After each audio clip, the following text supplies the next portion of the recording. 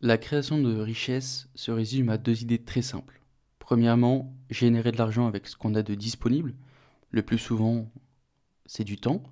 Et deuxièmement, investir la différence dans des actifs qui vont augmenter avec le temps. C'est donc une formule qui est vraiment très simple. Et je pense que l'une des choses avec lesquelles beaucoup de gens ont du mal, c'est la rapidité. Le temps disponible à accorder pour générer des résultats exponentiels.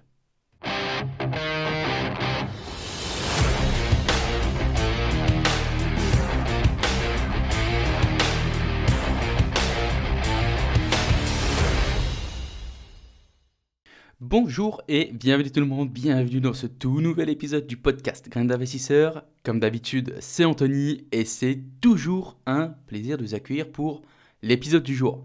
Les amis, j'espère que vous avez la forme, que vous avez la pêche, que vous passez une très très bonne semaine. Moi franchement ça va, j'ai grave la forme, j'ai la pêche. Ça fait du bien, le soleil. Il y a eu un petit moment de creux au niveau de la météo, mais ça a fait du bien. Et là le soleil c'est reparti. Donc on est chaud, chaud, chaud. Bon, pas comme mes projets, les amis, hein. Mes projets sont pas très très chauds. Alors, sur les deux projets que je vous avais annoncés, j'ai un projet qui a été abandonné parce que on s'est fait complètement banane par l'agent immobilier. Et pourtant, j'en pensais du bien. Franchement, je me suis dit, putain, lui, c'est un bon, etc. Au final, c'est un gros mytho de première. Donc, premier projet abandonné, alors c'était un projet, en fait, on achetait. C'était un bien qui était déjà loué, donc on achetait vraiment.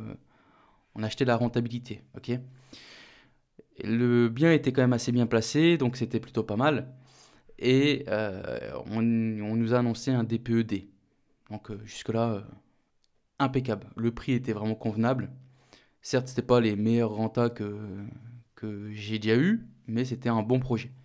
Et on s'avère que il m'envoie tous les documents avant la signature du compromis. Et le DPE, il a rien à voir. DPE F limite G. Donc moi, ça me dérange pas trop, il n'y a pas de problème. Mais automatiquement, vient une phase de négociation. Et phase de négociation très plate. Aucun moyen de baisser le prix, etc., etc. Donc on a abandonné, on laisse tomber. Deuxième projet, pareil, pas très folichon. C'est un projet où aujourd'hui j'ai tapé du poing sur la table. Est-ce que vous vous souvenez, c'est un bien d'une succession que je vous ai parlé.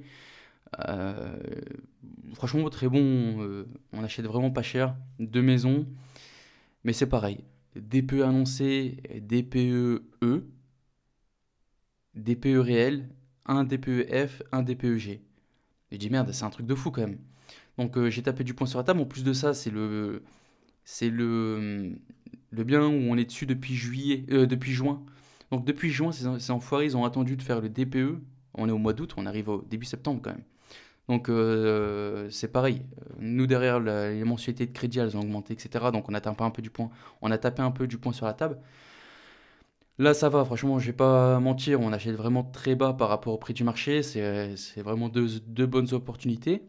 Mais voilà, franchement c'est dégueulasse de mitonner comme ça sur les DPE. Surtout que maintenant ça devient quelque chose qui est quand même important.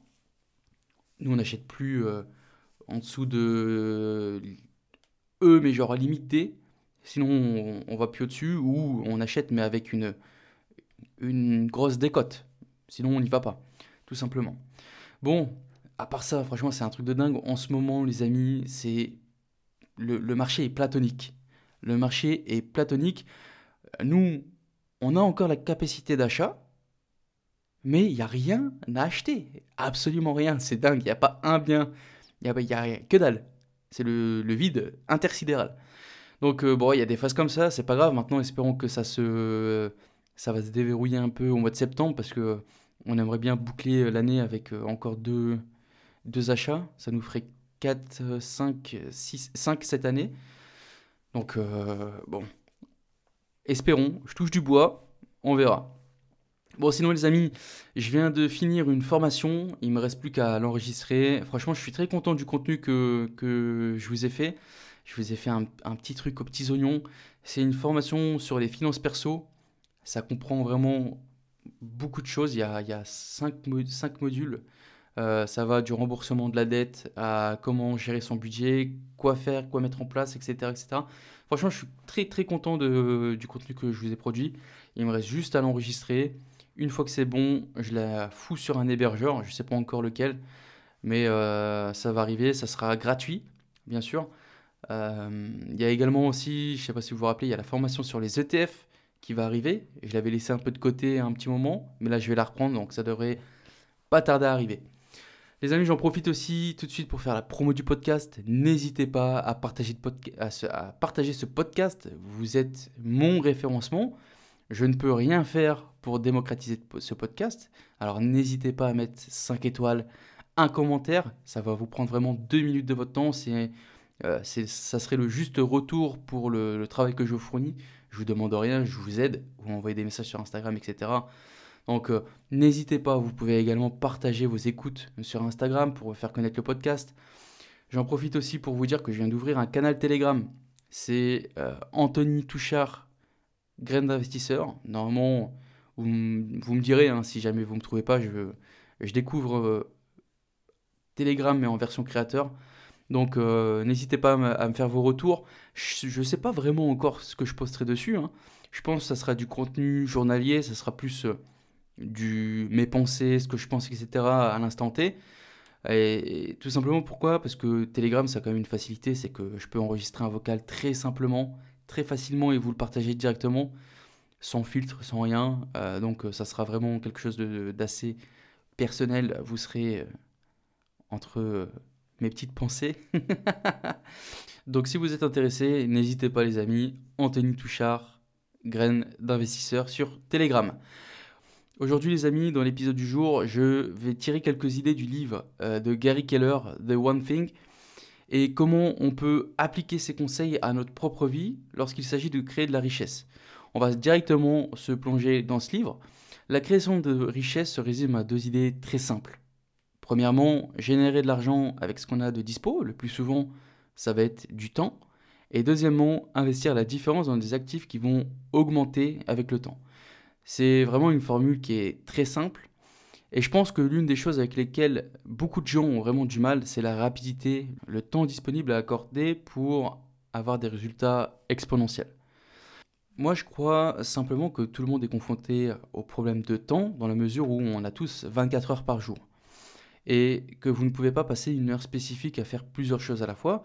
Donc le vrai combat que nous menons chaque jour, c'est vraiment cette gestion du temps. Maintenant, en ce qui concerne la création de richesse, si vous voulez créer de la richesse plus rapidement, vous devez passer votre temps de manière à maximiser le montant d'argent que vous pourrez gagner grâce à une tâche spécifique. Un autre combat auquel je pense que beaucoup de gens se heurtent, c'est le syndrome de l'objet brillant, ou la poursuite du prochain objet brillant. Qu'est-ce qui se passe quand la bourse monte en flèche? Les gens se ruent sur la bourse, ils commencent à investir, et ils font que ça pendant 1 mois.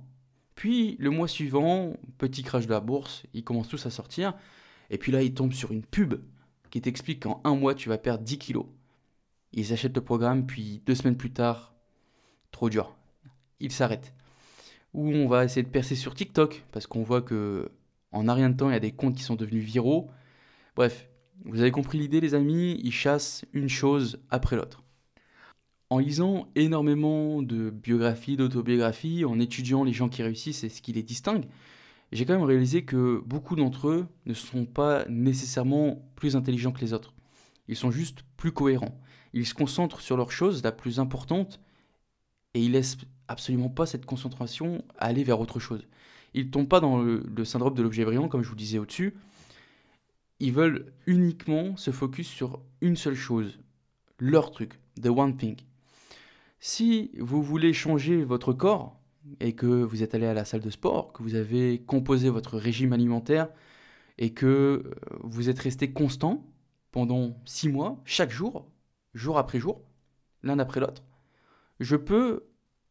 sincèrement, je peux vous garantir que votre corps va changer. C'est sûr, il changera complètement. Si vous vouliez être un programmeur informatique et apprendre à coder, tu veux créer un logiciel, si tu prends 6 mois de ton temps, chaque jour, tu passes du temps à apprendre, autant que possible. Tu le fais à partir de choses gratuites sur Internet, sur YouTube, sur Google, peu importe. Tu fais ça chaque jour on revient dans 6 mois, je suis sûr et certain que tu seras codé. Ou peut-être que tu ne seras pas le meilleur codeur du monde, mais dans tous les cas, tu auras fait des progrès incommensurables. Maintenant, si on revient au livre The One Thing, il y a cette citation que j'aime bien au début de ce livre, c'est « Si vous chassez 2 lapins, à la fin, vous n'en aurez aucun des deux ». Dans cette société qui pense souvent à très court terme, la façon de se démarquer, c'est de sélectionner la chose la plus importante de votre vie et de mettre l'accent, de mettre l'effort sur cette chose chaque jour. Attention, ça ne dit pas que vous devez, chaque jour que vous vous réveillez, passer 10 ou 12 heures sur la même chose. Souvent, ça va prendre seulement quelque chose comme 1 heure par jour, 2 heures à peu près, pour la plupart des choses que vous voulez réaliser à long terme. Par exemple, je ne sais pas, imaginons vous vouliez créer une activité secondaire en dehors de votre job que vous souhaitez, vous avez un objectif, c'est de générer 1 000 € de plus par mois. Et vous allez tout simplement vous dire déjà, premièrement, comment est-ce que je fais pour gagner 1 000 € par mois? Tout simplement. À quoi je suis bon? Qu'est-ce que j'aime faire? Est-ce qu'il y a quelque chose que je peux apporter? Est-ce que je peux apporter de la valeur à des gens? Après, l'objectif ultime, ça serait quand même de rendre la chose passive. Est-ce que je peux le rendre passif? Une fois que tu as répondu à toutes ces questions, on revient un peu en arrière, et là, ok, tu te dis quelle étape je dois suivre pour y arriver. Et à partir de là, c'est tout simple. Tu commences à décortiquer ton objectif final et tu me fais des sous-objectifs. Beaucoup plus simple à atteindre, beaucoup plus clair, plutôt que d'avoir un objectif final qui est quand même assez abstrait, gagner 1 000 € en plus par mois. Mais comment je fais? Il y a des millions de choses que vous pourriez faire. Vous pourriez acheter de l'immobilier locatif, comme je fais. Vous pourriez faire de l'accompagnement sur quelque chose dans lequel vous êtes expert ou vraiment doué. Vous pourriez sortir et conduire pour Uber. Ouais, il y a quand même beaucoup de choses que vous pouvez faire. Mais il ne faut surtout pas tomber dans le syndrome de l'objet brillant. Vous n'avez simplement qu'à trouver celui sur lequel vous allez vraiment vous concentrer pendant une longue période et vous engager à 100% à ne pas changer cette chose. Alors bien sûr, si tu vois que le business se casse la gueule, on n'est pas bête et discipliné, on réfléchit quand même. Mais faut vraiment qu'il y ait une très très bonne raison de changer. Maintenant, ce conseil, qui est de rester focus sur une seule et même chose et de s'y donner à 100%, c'est pas orienté, alors là on parle vraiment business, mais ça peut s'appliquer à n'importe quel aspect dans votre vie. Et on peut, c'est ça qui est bien avec ce livre, The One Thing, c'est qu'à la base c'est un livre business, mais qui est transposable aussi sur d'autres aspects de la vie, que ce soit du développement personnel, etc., etc., développer des compétences, par exemple, développer, je sais pas, son cercle de contact. Donc on va vraiment se mettre à 100% pour développer son cercle de contact, etc. Et donc ça, c'est le premier conseil. Ensuite, on va passer au deuxième conseil. Ce que l'auteur recommande aussi dans ce livre, c'est de bloquer du temps dans son calendrier pour y parvenir. Parce que bien sûr, si tu ne te donnes pas le temps nécessaire pour vraiment travailler tout le temps, tu n'auras pas de résultat. Le matin, c'est souvent le meilleur moment pour insérer du temps de dispo pour développer son objectif. Les enfants dorment, si vous en avez. Généralement, personne ne vous envoie des SMS, personne ne vous appelle. Donc votre attention, elle est focus à 100%. Dans ce livre, l'auteur prône quand même que si tu veux vraiment accomplir quelque chose dans ta vie, etc., se lever tôt, c'est un des meilleurs moyens. Alors moi, je suis sur ça, je suis pas totalement d'accord. Tu sais, il y a cette millionnaire routine qui est de se lever à 4h30 du matin, d'aller coucher à 22h maximum. Alors, moi, je suis pas très fan de ça. Je suis pas sûr que ce soit vraiment. Moi, je peux te dire, à l'armée, j'étais levé tous les matins à 5h pétantes du matin, j'étais réveillé, etc., etc. Bon, je suis pas sûr que tu sois beaucoup plus productif. Après, en fait, c'est en fonction des personnes. Parce que, regarde, prenons un exemple. Une personne qui est salariée. Une personne qui est salariée, effectivement, elle a un job. Alors, on va prendre des horaires standards. Je sais qu'il y a des gens qui bossent de nuit, etc., etc. Mais pour l'exemple, on va prendre quelqu'un qui bosse au bureau, qui fait. Alors, je sais pas c'est quoi les horaires en France, mais il me semble que c'est du 8h, 16h, 8h, 17h, un truc comme ça.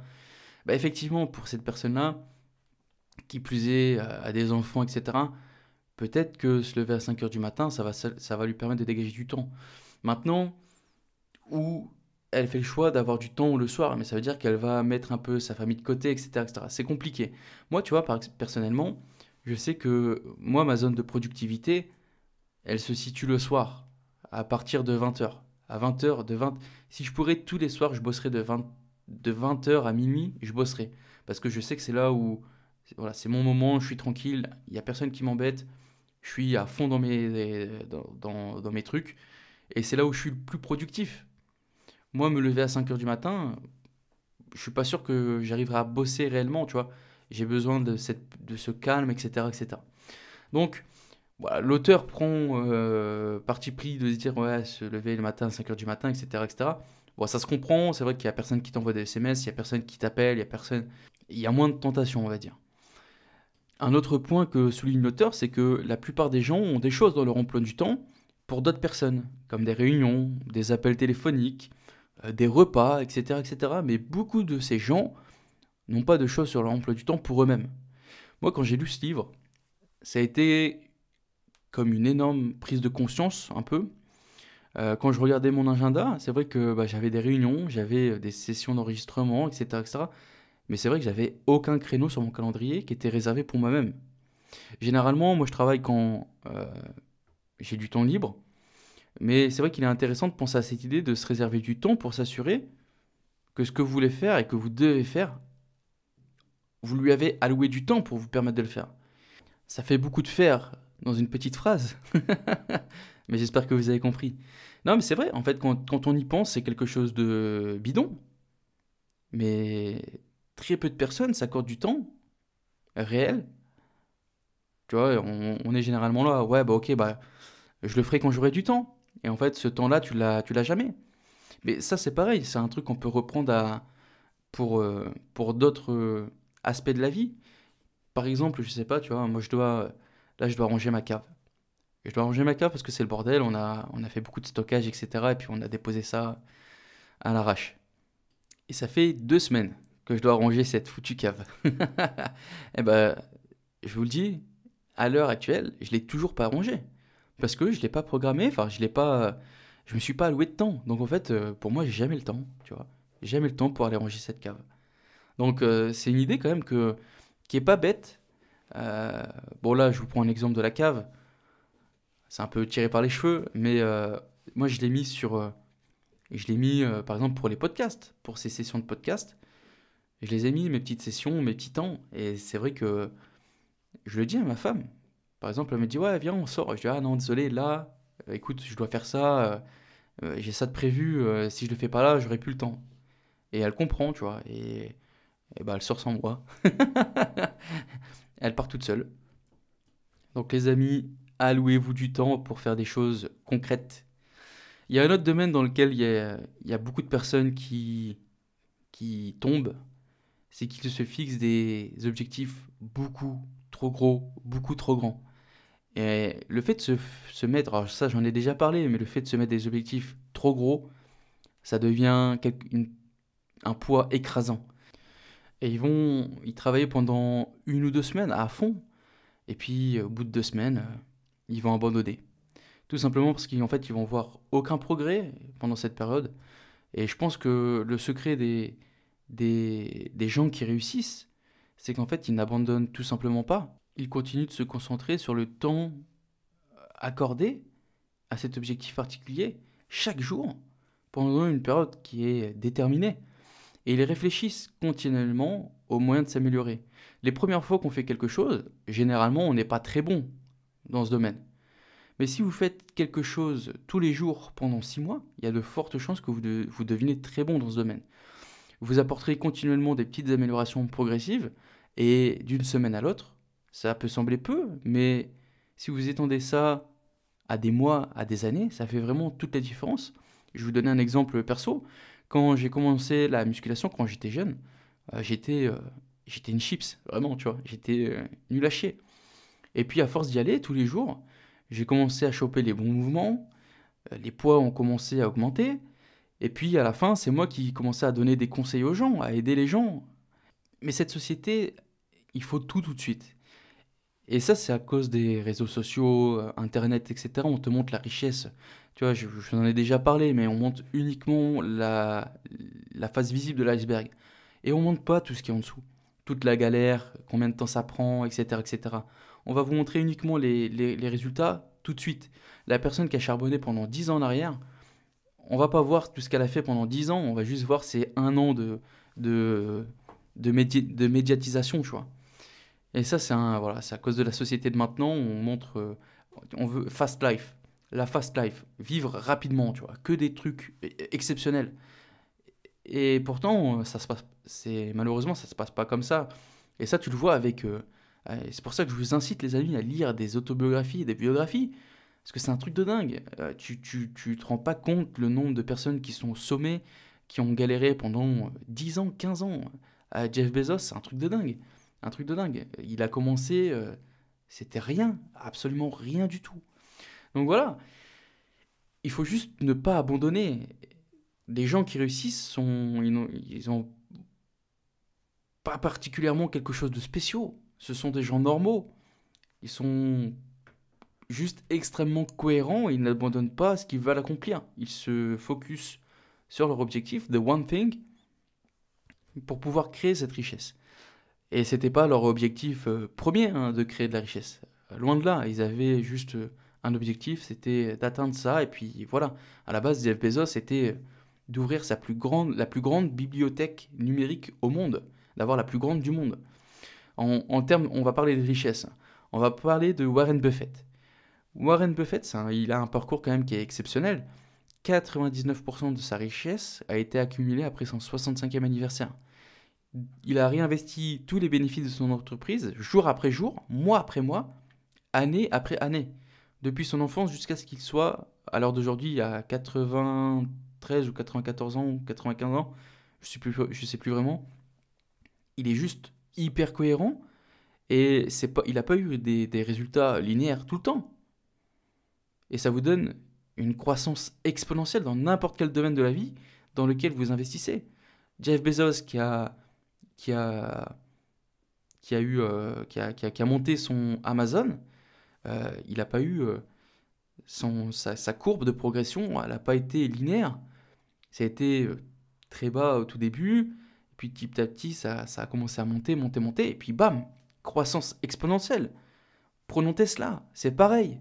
Prenons Warren Buffett, sa fortune exponentielle. Donc, 2 principes du livre, les amis. The one thing, une seule chose. Une seule chose, on reste focus, et du temps.